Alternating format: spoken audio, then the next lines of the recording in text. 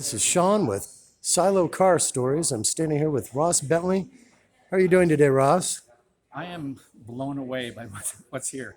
It's this is like a car lover's dream come true just walking into here. So it's kind of get shivers, and I especially get shivers when I look back here and I see Dale Enser Senior INDYCAR. That's meaningful, especially today. Yeah, we lost him yesterday. Yeah. So, where were you born, what year, and what city? Born in Vancouver, British Columbia, Canada, in 1956. That was a long time ago. Wow. And started going to I went to a race in Vancouver when I was 5 years old, and knew that's it. I'm going to drive those things. Well, you could have a passion of that young, but there still has to be people to help enable you to get there. So, who are the people? Obviously, your parents, but how did that road really start that you were able to really get in the industry? Well, I think, I told my parents, apparently I told them that night after we went to the first race when I was 5, I said, I'm going to be a race car driver. And I think my parents along the way went, yes, he will be, because he is so stubborn that he's just going to make it happen. It's one of those things that I don't think you can, other than parents and some friends and stuff like that, you can't pick one person, because there's all these people that have had some influence throughout the years. And, it's a tough sport. It's a tough sport to get to Indy cars and IMSA sports cars and that kind of stuff. And you can't do it without the people. In fact, I think what the single biggest, most important thing that I learned about being a professional race driver is it's the people that you surround yourself with that make the difference. So, yeah. So, when you started, what were you originally running, and what have you driven over the years? What types of cars? So I fell in love because I was going to oval track races, small, short track ovals, sprint cars, super modifieds and things. I fell in love with IndyCar racing from an early age, and it was like, that's where I wanted to be. But I also fell in love with road racing. And so my first experience actually in a car was going to a road racing school. And then And how old were you? I was 18, I guess. Okay. And then I came back from that, and a fellow that was driving a super modified that my dad was prepping and looking after, he unfortunately got sick and said, "You can drive my race car." So my first race was actually in the super modified, 650 horsepower, 1,300 pound methanol burning super modified on a 3/8 mile pavement oval, and that was my first race. I won it, and Your first race, you won. yeah, so it was kind of one of those things that I guess this is what I'm supposed to do.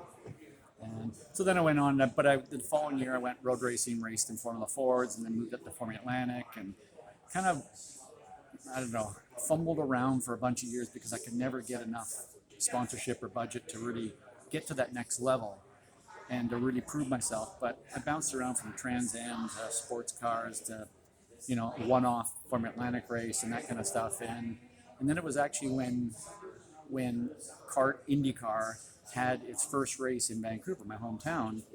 A lot of Vancouverites got together and said, wouldn't it be great to have a local in the race? And they helped put a program together that got me into my very first INDYCAR race, which was in the Vancouver Molson Indy race. And what year? 1990. Okay. And so I did INDYCAR racing in low budget teams off and on for about 5 years, and then got hired to drive in IMSA in prototype sports cars. And I will say I can remember the first day when I driving a prototype sports car on the track, and I'm thinking, they're paying me to do this.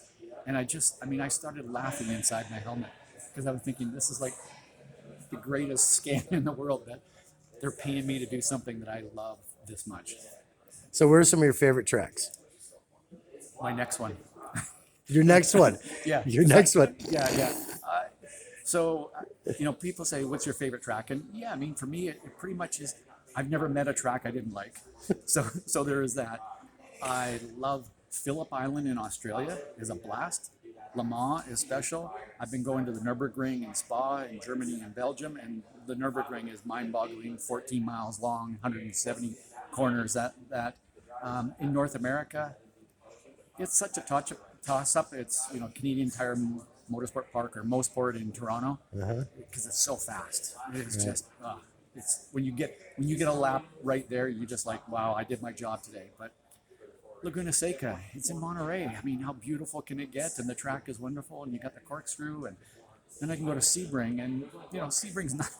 Please don't take this the wrong way, Sebring people, but it's not Monterey, But the track is so challenging. It's got so much character, the bumps and all that stuff, and then you go to Road America, and Road Atlanta, and Mid Ohio. I mean, it's all special. And then you come to the Speedway, and I will say that my first laps that I ever did in an INDYCAR at the Speedway was, something you dream about since you're 5 years old. Right. And yet. And what year was that? That was 1993. Okay. And I will say that it's also the most intimidating, challenging place. A lot of people will look at that and go, drivers, they kind of hold their foot to the floor, they turn left. How difficult can it be? It's about millimeters. You've got to be on that line. You've got to be so perfect. And the commitment it takes to turn into turn one with your foot flat to the floor. People go, well, how hard is that to hold your foot flat to the floor? Incredibly difficult. When Fernando Alonso went to do the Indy 500 a few years ago for the first time, this is a two-time Formula One world champion, and he makes some comment about your foot is not connected to your brain. Like your brain says, keep your foot flat to the floor, but your foot lifts. It's human instinct, and to work through that, and it's not bravery, but it's thinking through that. What does it take to get myself programmed to do what is needed? And it's we all know it's a special place. It's why the Indy 500 is what it is. So what would you say to up and coming drivers? You look back to how you started, and obviously you were good. Some are better than others. What's really the best way for them to stay motivated? First thing is, it takes a ton of work. I don't care how much natural talent you have, you got to work hard at it. If you're up against somebody else that's got some natural talent, maybe even less than you, but they work harder, they will win. So it takes a lot of work. Surround yourself with the right people, and surround yourself with people, and then inspire them to want to help you, which means first step is just be a good person. Be a good person, interact with them, help with them, and they will end up helping you by that happening. So it's hard work, it's that commitment, and ultimately it just comes down to how bad you want it. Do you want this bad enough to do whatever it takes? Can't tell you the number of times that I've slept in the back seat of a car at a racetrack just because there's a chance that I might get the chance to drive a car tomorrow. You need to be that hungry. Right. All right. And as far as, are you still racing, or how long has it been since you have stopped? So I still race for fun, at an amateur level, and primarily endurance races. I love that. I still love driving, but I coach drivers. Okay. And I travel the world, and I work. Fortunately, I'm in a position now where I get to kind of pick and choose who I want to work with, and I get to work with young drivers and bring them up, work with gentleman drivers who want to get better. I work with track day drivers, amateurs that just want to go out and have fun on a weekend, and I get a huge kick out of that. And in fact, sometimes I think it's harder to get somebody else to do what you want them to do than it is to do it yourself. Right. So if I can break through and get somebody to do what I want them to do, and that is go faster or race better or whatever, then that's amazing feeling. And I can tell you that there have been times where a driver I'm coaching wins a race or has a performance that's amazing, and I get the same satisfaction that I do and did winning races. So what's some of the bigger races you won? So I've won the Daytona 24-hour race. I won the U.S. Road Racing Championship driving for BMW way back in '98, and won some other sports car races and stuff like that in IMSA and things like that. But to me, it's all. People say, well, do you have all your trophies? And I throw my trophies away. People look at me like, you're weird. And I go, to me, what happened then is what happened in the past. All I care about, what am I going to do next? And that's the way I'm wired. It's not what I did then.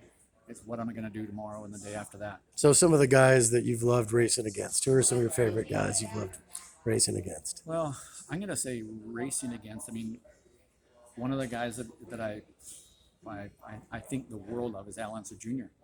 And when I was racing INDYCARs, he was at the top of his game. He and Michael Andretti, and I was in that era of Little Al and Michael, and Rick Mears was racing. AJ Foyt was finishing up his career. Mario was still driving, but you had Bobby Rahal, you had Danny Sullivan, and then Nigel Mansell came over from Formula One, and to see and to race against and be on track with guys at that level, Right.